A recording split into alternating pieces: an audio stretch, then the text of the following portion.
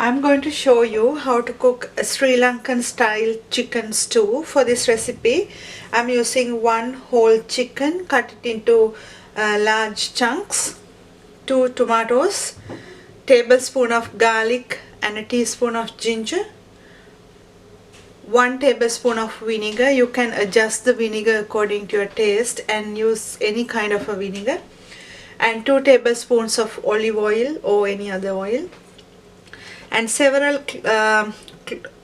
cloves and some cardamom, and some black peppercorns, salt always to your taste, and then carrot, onion and some chilies, and 2 large capsicums, 2 large potatoes, 1 stock cube, cinnamon, pandan leaves and curry leaves, and a tablespoon of pepper. You can adjust the level of pepper according to your taste, and 1 cup of water.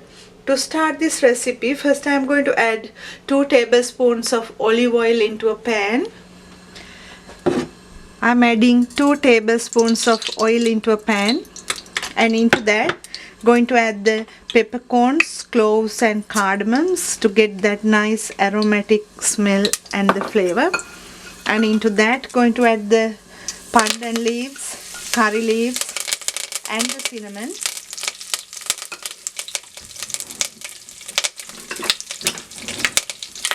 Mix it well, and into that going to add the onion and the garlic.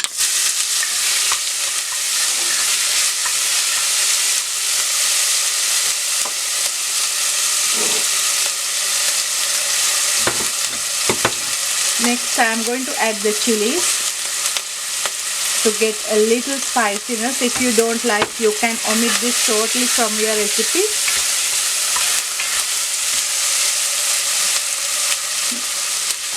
Now going to add the chicken and cook the chicken about 5 to 10 minutes with the spices.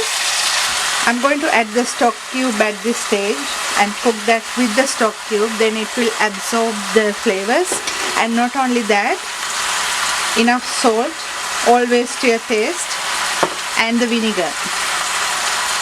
I'm going to cook this covered about 10 minutes with the juices that we get from the chicken. After cooking the chicken several minutes, add the potatoes and cook that with the chicken another few minutes, adding the onions. If you like to add more onions as chunky bits, you can add little later, or can add the onion and cook it, or you can add onion to eat it little bit raw after adding it.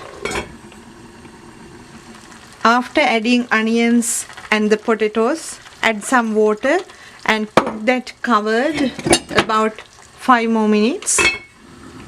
After cooking several minutes, it's the time to add the carrots. I like my vegetables chunky with the chicken, because if you add them at once, what will happen is it will cook and the vegetables won't stay nicer.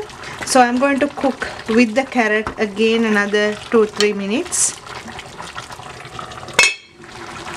After several minutes, add the black pepper powder